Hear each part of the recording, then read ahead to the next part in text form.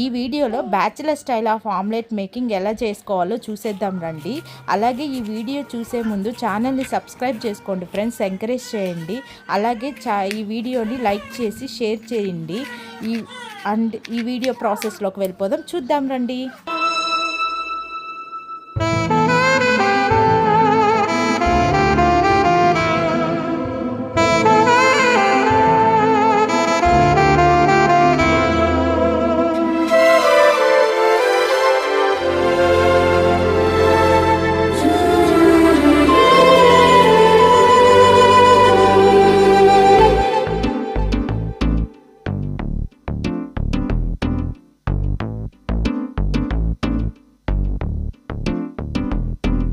స్వప్న వేణువేదో సంగీతమాలపించి సుప్రభాత వేళ శుభమస్తుగా